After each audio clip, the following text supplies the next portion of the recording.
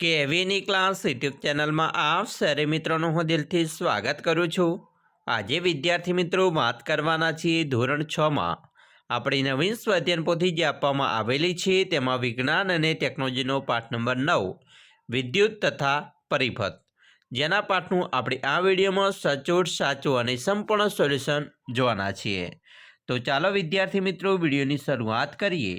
તેના પહેલાં તમે ખાસ કરીને ચેનલમાં નવા આવેલા હશો તો મારા વાલા વિદ્યાર્થી મિત્રો ચેનલને અવશ્ય સબસ્ક્રાઇબ કરી વિડીયોને લાઇક અને શેર કરવાનું પણ ન ભૂલતા। પાઠ નંબર મિત્રો 9 છે વિદ્યુત તથા પરિપથ, જેની અંદર આપણે સૌપ્રથમ નીચેના પ્રશ્નો માટે આપેલ જે વિકલ્પ છે તેમાંથી યોગ્ય વિકલ્પ પસંદ કરી સાચા વિકલ્પની સામે ખરાની નિશાની કરવાની છે।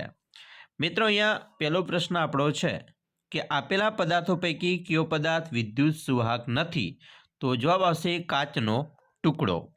બીજું, આપેલા પદાર્થો પૈકી કયો પદાર્થ વિદ્યુત અવાહક છે? તો જવાબ આવશે દોરો। ત્રીજું, મારામાંથી વિદ્યુત પ્રવાહ પસાર થઈ શકે છે, બોલો હું કોણ? જવાબ આવશે માનવ શરીર। 4, વિદ્યુત કોષ દ્વારા ઉત્પન્ન થતો વીજ પ્રવાહ કેવા પ્રકારનો હોય છે? જવાબ આવશે ડીસી પ્રવાહ। 5, નીચેના પૈકી કયા પદાર્થો વિદ્યુતના સુવાહકો છે? તો અહીંયા મિત્રો આપેલા તમામ છે એ વિદ્યુતના સુવાહકો છે। હવે આપણે જોવાના છીએ છઠ્ઠો પ્રશ્ન। વાયરમેન દ્વારા ઉપયોગમાં લેવાતા સાધનો જેવા કે ટેસ્ટર, પકડ, સ્ક્રૂ ડ્રાઈવરના હાથા પર રબર કે પ્લાસ્ટિકનું આવરણ ચડાવેલ હોય છે, કારણ આપો। મિત્રો એનું કારણ જોઈએ। વાયરમેન દ્વારા ઉપયોગમાં લેવાતા સાધનો પર પ્લાસ્ટિકનું આવરણ હોવાથી તે વિદ્યુતનો અવાહક બની જાય છે અને કરંટ લાગવાની સંભાવના ઓછી થઈ જાય છે। તેથી વાયરમેન દ્વારા ઉપયોગમાં લેવાતા સાધનો જેવા કે ટેસ્ટર, પકડ, સ્ક્રૂ ડ્રાઈવરના હાથા પર રબર કે પ્લાસ્ટિકનું આવરણ ચડાવેલ હોય છે। પ્રશ્ન મિત્રો આગળ જોઈશું।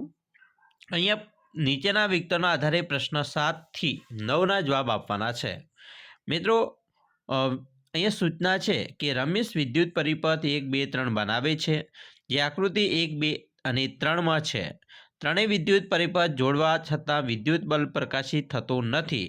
વીજ પરિપથની આકૃતિનો અભ્યાસ કરી વિદ્યુત બલ્બ પ્રકાશિત ન થવાનું કારણ સમજાવો।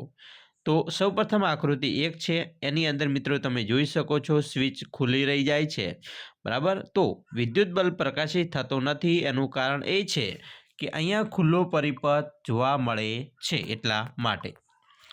આગળ જોઈશું આકૃતિ નંબર 2 છે, જેની અંદર મિત્રો તમે જોઈ શકો છો કે વિદ્યુત બલ્બ પ્રકાશિત થતો નથી કારણ કે બેટરીના જે ધ્રુવો છે, અહીંયા જે ધ્રુવો છે એ ઊંધા જોડાયેલા છે। પ્લસ પ્લસ ન આવે, પ્લસ માઇનસ આવશે। અને આકૃતિ નંબર 3, જેની અંદર વિદ્યુત બલ્બ પ્રકાશિત થતો નથી કારણ કે બલ્બ ફિલામેન્ટ છે એ ઉડી ગયો છે એટલા માટે। હવે રમેશને તેની ભૂલ સમજાઈ ગઈ। તેણે એવો પરિપથ બનાવ્યો કે વિદ્યુત બલ્બ પ્રકાશિત થાય છે। તો રમેશે બનાવેલ પરિપથની આકૃતિ દોરો। તો અહીંયા જે આકૃતિ બનાવી છે એ યોગ્ય છે, તમારે પણ આવી આકૃતિ દોરવાની રહેશે। પ્રશ્ન 3, માપેલા પ્રશ્નોના માગ્યા મુજબ જવાબ લખો। મિત્રો અહીંયા 10મો છે પરિપથમાં વિદ્યુત સ્વિચ શા માટે મૂકવામાં આવે છે એ સમજૂતી આપવાની છે। તો વિદ્યુત પરિપથમાં જોડેલ સ્વિચ વડે વિદ્યુત પ્રવાહનું વહન ચાલુ તેમજ બંધ કરી શકાય છે। સ્વિચને બંધ સ્થિતિમાંથી ચાલુ એટલે કે ઓન સ્થિતિમાં લાવવાથી બલ્બમાં વિદ્યુત પ્રવાહનું વહન થવું શરૂ થાય છે। આથી બલ્બ પ્રકાશિત થાય છે। જ્યારે બલ્બને વાપરવાની જરૂર ન હોય ત્યારે સ્વિચને ચાલુ સ્થિતિમાં બંધ એટલે કે ઓફ સ્થિતિમાં લાવવાથી પરિપથમાં વિદ્યુત પ્રવાહ રહેતો બંધ થાય છે। આથી બલ્બ પ્રકાશિત થતો નથી। આમ સ્વિચ વડે તેની સાથે જોડાયેલ વિદ્યુત ઉપકરણને ચાલુ તેમજ બંધ કરી શકીએ છીએ। હવે આપણે જોવાના છીએ 11મો પ્રશ્ન, કયા કયા કારણોસર વિદ્યુત બલ્બ ઉડી જાય છે? તો મિત્રો શોર્ટ સર્કિટને કારણે, ઓવરલોડિંગ, વીજ પ્રવાહ વગેરે કારણોસર વિદ્યુત બલ્બ ઉડી જતો હોય છે। 12મો પ્રશ્ન, ચોમાસાની ઋતુમાં ફ્યુઝ બદલવા તમે કઈ તકેદારી રાખશો? તો જવાબ, ચોમાસાની ઋતુમાં વાતાવરણ ભેજવાળું હોય છે, આથી ફ્યુઝ બદલતી વખતે આપણા હાથ કોરા હોવા જોઈએ તેમજ પલળેલા હાથથી વીજ પ્રવાહ બંધ કરવો જોઈએ નહીં। 13મો પ્રશ્ન, નીચે આકૃતિ મુજબ એક બલ્બ કે વાયર બલ્બ 2 વાયર સેલની મદદથી વિદ્યુત પરિપથ બનાવો। તમારા ઘરમાં ઉપયોગમાં લેતા હોય તેવી 10 વસ્તુઓ લો. તેની બંને છેડાની વચ્ચે વાયર સાથે સ્પર્શમાં રહે તેવી રીતે મૂકીને તેનું વિદ્યુત સુવાહક અને અવાહકમાં વર્ગીકરણ કરો. તો મિત્રો, વિદ્યુત સુવાહક અને વિદ્યુત અવાહકમાં વર્ગીકરણ કરીએ તો લોખંડનું ચપ્પુ, ટેસ્ટરનો હાથો આવશે, સોય, કુકરનો હાથો, ચમચી, ફૂટપટ્ટી, તાંબાનો વાયર, લોખંડનો નાનો ટુકડો. જ્યારે વિદ્યુત અવાહકમાં પ્લાસ્ટિકની બોલપેન અને પ્લાસ્ટિકની બોટલ. તો આવી રીતે આપણે વિદ્યુત સુવાહક અને વિદ્યુત અવાહકની અંદર તારવણી કરી શકીએ. હવે આપણે પ્રશ્ન 4 જોવાના છીએ. વૈજ્ઞાનિક કારણ આપી સમજાવો.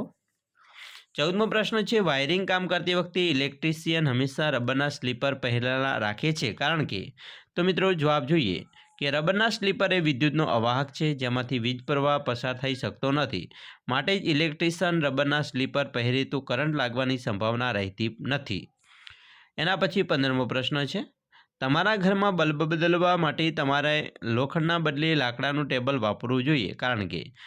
મિત્રો, લોખંડનું ટેબલ વિદ્યુતનું સુવાહક છે. જો બલ્બ બદલાવતી વખતે લોખંડનું ટેબલ હોય તો ક્યારેક કરંટ લાગવાની સંભાવના વધી જાય છે. જ્યારે લાકડાનું ટેબલ વાપરવું જોઈએ, કારણ કે લાકડાનું ટેબલ એ વિદ્યુતનું અવાહક છે. તો આવી રીતે જવાબ લખી શકીએ છીએ. વિદ્યાર્થી મિત્રો, આપણે આ વાત કરી પાઠ નંબર 9 તમારો વિદ્યુત તથા પરિપથ, જેના પાઠનું સંપૂર્ણ સોલ્યુશન. આશા રાખીએ છીએ તમને આપણા વિડીયો છે ખૂબ જ ઉપયોગી નીવડશે.